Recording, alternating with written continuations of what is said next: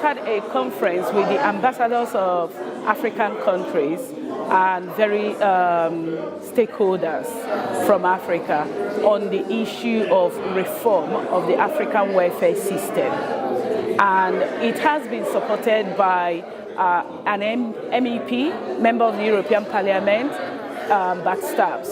That is encouraging because Europe is now understanding there is a need for them to step in and support Africa in reforming the welfare system. And when you look at immigration and how Africa is migrating down to Europe, this is the best time to start talking about that.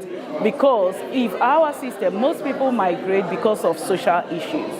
And if our system, if Africa start getting their system better, what you find is that the migrants will not be taking so much risk to come all the way to Europe because they can migrate locally in Africa themselves if they really have to leave their home country.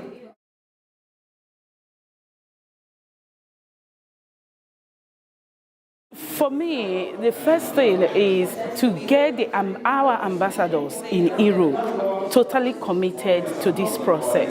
That is number one, because we are looking at the issues coming from diaspora down to home. And then if our embassies are totally committed in the issue of the African citizens who are in diaspora here, then they would then need to start talking to our country leaders, because they are the representative of those presidents, and start talking to them how things can be changed.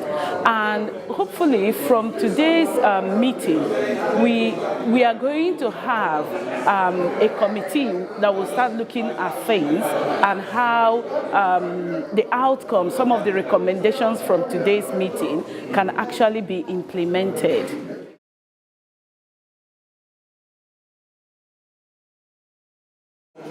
At present, we know that the present ambassadors that have arrived to today's meeting are committed.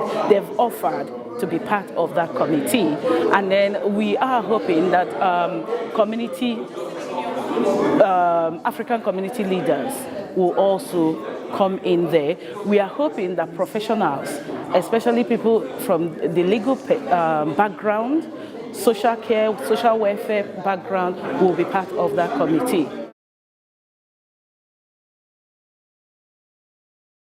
What we are hoping is that by the time we start having country-specific conferences, we will be able to get the delegated officials from those countries to join in those discussions at their country level.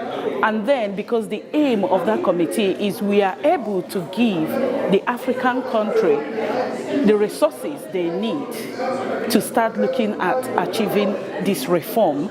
We, the Africans in diaspora, have got a lot of knowledge, skills that they can tap in, because since we have worked in the West, we understand how the West works, what is working for them.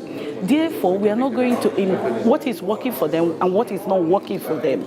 Therefore, we will avoid importing